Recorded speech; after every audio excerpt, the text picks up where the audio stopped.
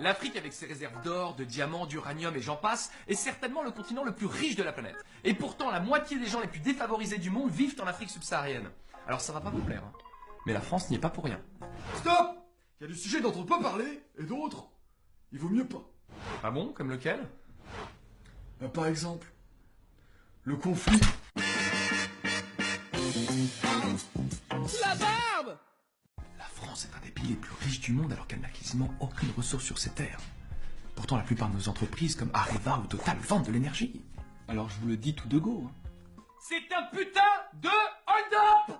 Si les pays d'Afrique vendaient et exploitaient eux-mêmes leur production, ils deviendraient les rois du monde. Alors comment on s'y est pris? C'est très simple. Au début de la décolonisation, on a placé des pions à la tête des pays pour servir nos intérêts. Et le jour où ils sont plus d'accord... Bon, monsieur le prince président Bandigou, on vient de découvrir du coltan dans votre pays, j'ai une proposition à vous faire. Je vous propose d'exploiter ces mines à votre place, qu'est-ce que vous en pensez?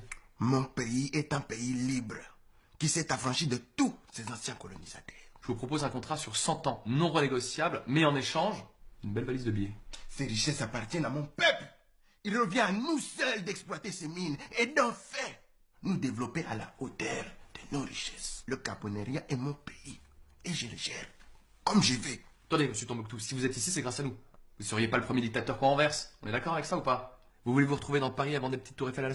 L'Union africaine, dans une profonde crise, une crise très sévère, l'Union africaine n'arrive pas à régler les problèmes du continent. C'est clair. Ce que l'Union européenne arrive à faire pour l'Europe, l'Union africaine n'arrive pas à le faire pour l'Afrique. Et l'Union africaine vient à Bruxelles pour chercher de l'argent, pour aller, comme disait, apporter des solutions africaines aux problèmes africains. Ça fait sourire. Comment on peut apporter des solutions africaines aux problèmes africains avec l'argent européen? Il faut que les Africains financent leur sécurité et financent leur développement. Et nous avons, Dieu sait que nous avons les moyens, nous sommes le continent le plus riche du monde. Un tiers des ressources naturelles prouvées sont en Afrique.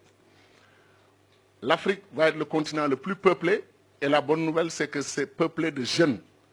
Quand l'Europe vieillit, l'Amérique vieillit, l'Asie vieillit, l'Afrique, par la grâce de Dieu, rajeunit. Nous sommes 1 milliard d'Africains, dont plus de 60% de jeunes. Et dans moins de 30 ans, on sera 2 milliards d'Africains, dont une grande majorité de jeunes. Maintenant, les jeunes, c'est un atout qui peut être une bombe.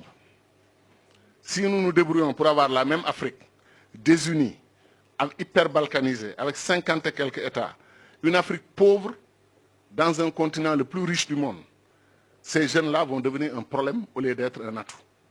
C'est pour ça que je lance un appel, pas pour moi seulement, mais pour tous les panafricanistes. Il faut élire des dirigeants panafricanistes dans nos pays.